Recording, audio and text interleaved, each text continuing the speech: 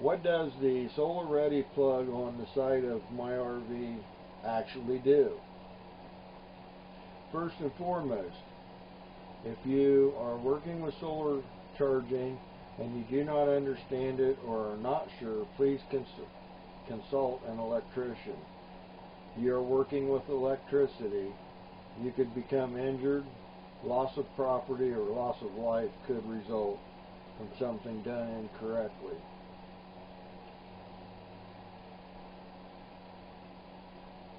When you have an RV and you have the Solar Ready plug on the side, that merely is a plug to the battery.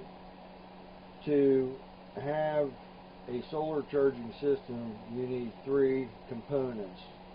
The first component is the battery. Most campers, when you go pick them up at the dealership, they have a lead acid battery, deep cycle, 100 watt or 100 amp battery installed on them. These are good batteries. They do require maintenance. Every month you have to check the water in the cells and make sure they're full, and you have to keep the cable connections clean. The second item that you need in your solar charging array is the solar charge regulator or controller. This is a very important item to have in your system. They come in many sizes and configurations. This is a very simple one. It has three lights on it to tell you what it's doing.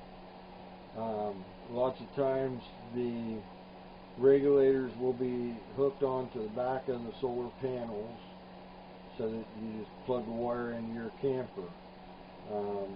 The system I'm going to show you basically is the system that I use. It works for me. It may not work for everybody. I plugged mine into a plug on the battery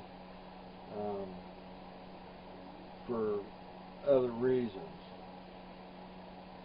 The next item that we have to have in our charging system is, of course, the charging panels, the solar panels. Solar panels come in different configurations. This is a set of portable panels. There's actually 3 panels in here, and they are rated at 60 watts. They make the same setup rated at 100 watts. You can get the flexible panels or the rigid panels, and the big thing that we have to remember on all the panels is wattage. Wattage is kind of a number that we cannot use to make sure that our system is good to work. So we have to change the wattage to amperage. And in order to do that, we take 60 watts, which is what my panels are, and we divide that by 12, which is the battery voltage or the system voltage, and that gives us 5. 5 is the actual amps that these panels put out. If we had 100 watt panels, that would be about 8.2 amps that they put out. With that being said, the 12 volt battery, the maximum charge rate on it is 10 amps. If we look at the plug for the Solar Ready, most of the older ones are rated at 10 amps. So obviously the next thing in line is our charge regulator. So what we need to do is we need to take the 10 amps of the battery and we need to subtract 7 amps, because that is the maximum this is allowed, and subtract them, which gives us 3.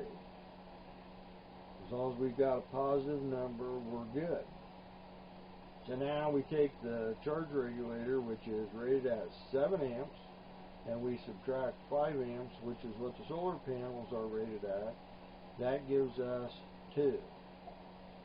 The reason this is kind of important is if we had 100 watt solar panels and we use this charge regulator, this is 7 amps, and if we subtracted the 8.2 amps from the 7, it gives us negative 1.2. Anytime that we are at a negative number, basically we would overpower and blow the charge regulator up. Once again, this is a small system.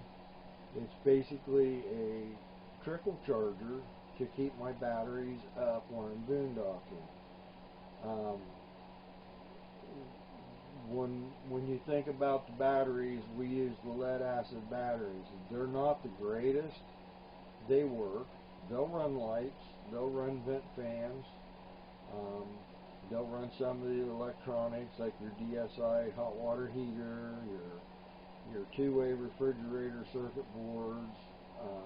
They'll run the water pump. They'll actually run the furnace. One of the things we got to remember is the lead acid batteries, depends on the weather. The colder it is, the less they put out. 40 degrees, if you run the furnace 5 to 6 hours on about 68 degrees, the battery's going to go dead. The lead acid batteries, they're just not a real long runner. Now when we hook these up, we hook our battery up, our solar charger up, and our solar panels to the charger. A lot of the solar chargers or controllers will tell you amps and voltage and will tell you if it's working or not. The way that I do it, because I don't have all that, is I come in, I push my battery button on my monitor panel, and it says my battery is down to 1/3. I go out, I hook my charging system up, I come back in, I push the battery button again, and all the lights is on. That tells me that the solar panel is charging my battery. Plus, I also have the yellow light, LED right here, that also tells me that the solar panel is charging to my charge controller.